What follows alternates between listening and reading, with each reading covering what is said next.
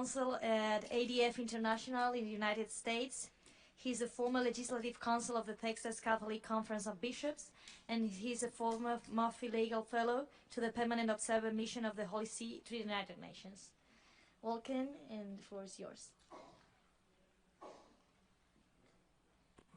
Hello, Your Excellencies, distinguished guests, dear colleagues, and friends. I have the honor of chairing this panel on affirming freedom of thought, conscience, and religion, and of freedom of opinion and expression under Articles 18 and 19 of the Universal Declaration of Human Rights, convened at this summit by the Political Network for Values and co-sponsored by ADF International, among others. Each of the distinguished panelists and respondents joining this discussion today brings a wealth of professional, personal, and regional perspectives that will enlighten the human rights discussion surrounding these issues. 75 years ago, the United Nations sought to establish a contemporary international human rights framework in a world marked by conflict, the horrors of the Holocaust, and a newly emerging Cold War.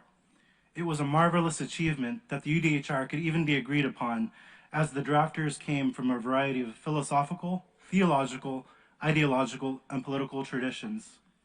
While the committee did not arrive easily at consensus, nor could they give a definitive account of the source of human dignity, they were able to agree on certain important matters concerning civil and political and economic, social, and cultural rights and freedoms.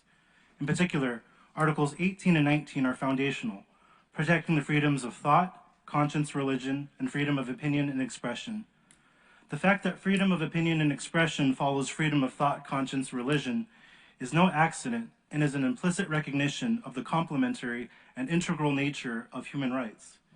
Indeed, many of the attendees to this very summit come from a variety of religious, moral, and ethical traditions which often acknowledge a social or expressive dimension to our deepest held values as not merely to be hidden within the four walls of our churches, mosques, temples, and synagogues.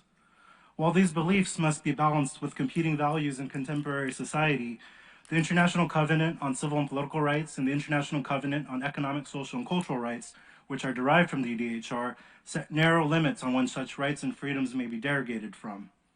Unfortunately, 75 years after the adoption of the UDHR, we are seeing renewed challenges to the exercise of these fundamental freedoms, based on flawed conceptions of the human person, what constitutes authentic freedom, and worldviews that do not grant any worth to the universal values of truth and goodness. What are the threats to these rights today? How should people of goodwill respond? Where do we go from here? I am certain the answers to some of these questions and others we have not even thought of will be made manifest on this panel.